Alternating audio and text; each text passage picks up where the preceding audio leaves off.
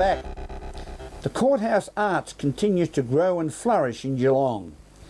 Opening on May 30 is a new production called Phony 2013, and that's spelled F-O-N-Y 2013. This is a comedy about the trolls we welcome into our lives. Or do we? Meryl Friend has the story. The latest play offering at Courthouse Arts is Phony 2013. It starts on May 30th and is written by local playwright Ross Mueller.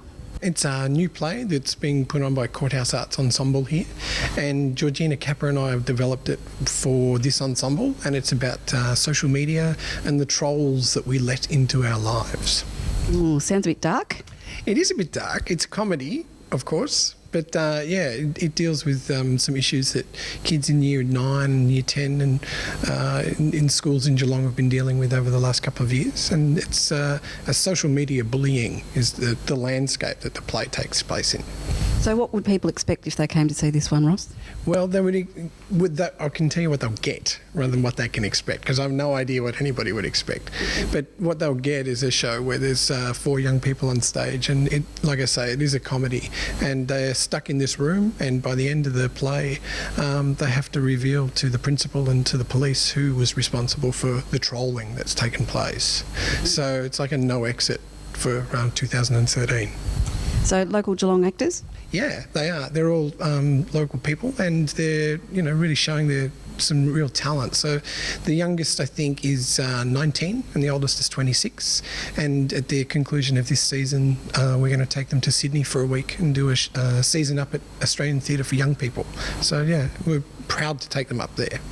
So for people who are interested and want to find out more, when does the show open? Yeah, it opens on May the 30th, and you can buy tickets or get more information at our website, which is www.courthouse.org.au. Fantastic. Well, we wish you great success here in Geelong and the season in Sydney. Thanks, Meryl.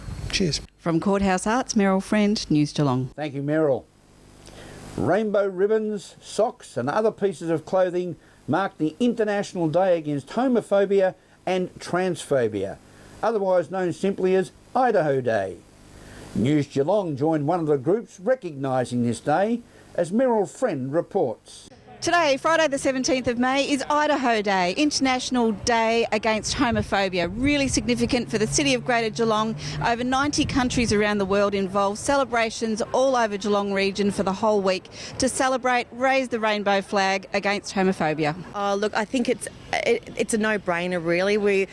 Council's very supportive, excuse the fringe, very supportive of everybody, whatever gender, whatever sexual preference, whatever you are. It's just so important to be inclusive this day and age. Let's get with the times and support people in every aspect of their life. And this is now being celebrated in over 90 countries across the world. It's pretty amazing, isn't it? Oh, it's fantastic. It's just such a step forward, I think, from what the times were. And, we've got a lot of people here today in support of whether it's family members themselves. I guess the negative side is we've lost a lot of people, and a lot of people have passed on that families have loved and haven't been able to, I guess, see the achievements of what there is today right across the world. So it's just so important for mental health, well-being, all that sort of stuff. It's really important to acknowledge, but it's so important that the City of Greater Geelong is behind this. Congrats to Councillor Farrell, who's actually brought this to the city, and the officers that are working within the Youth Development Unit. It's a really important step, and I'm so proud to be here and with the council that is 100% behind this day. It's a day of recognising that we're moving ahead as a society. We understand people more, much greater acceptance of a whole diversity of lifestyles, and I think that's a very positive thing for our community. And I'm really pleased that Geelong is recognising this in such a public way. Yeah. Well, there's supposedly celebrations going on in over 24 schools and other places around the city as well. There are, yes. There's right across the whole municipality, right as far as Queenscliff to the east and around into the north. We're recognising that there's a whole range of activities going all week, not just today, of course. The significance of this is, I think, started in 1990, and it's been going now for over 20 years. And Geelong's had picked on this in a big way, and I hope it's helping our young people. When you read the statistics of the number of people who do are affected by this and the discrimination that many have felt over the years, this is a very positive sign to say we accept you. We are diverse, but we can live together very, very well and encourage people not to discriminate against people who have different lifestyles. Beating the gun today, raising the flag outside City Hall. This is a really important day for lots of our young people. The stats show that young people who are same-sex attracted and gender questioning are far more likely to self-harm or have thoughts of suicide. So this is the City of Greater Geelong standing out here loud and proud and saying we're proud of you, we're glad you're part of our community and we want to celebrate with you today. From City Hall, Meryl Friend, News Geelong. Thank you, Meryl. The 2013 Celtic Festival is again fastly approaching, with all the gusto of the great sounds of Celtic music, food, wine and dance. Meryl Friend began her Celtic Festival preparation with this report. If you're wanting something to do on a cold winter weekend, preferably the long weekend in June from the 7th to the 10th, there's the National Celtic Festival. It's in its 11th year and it's bringing plenty of diverse entertainment for all ages. Down in Port Arlington, we're able to speak with Una McAlin, the director of the Celtic Festival.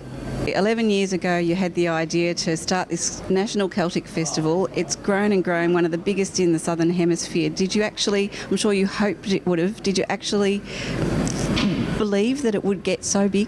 I think deep down I did. Otherwise, I wouldn't still be in it. And it was such a great concept, but I probably didn't understand how difficult it would be to strategically manage the growth as it has grown over the last 11 years. So we sort of knew we were on a winner, but we didn't realise how good it would be.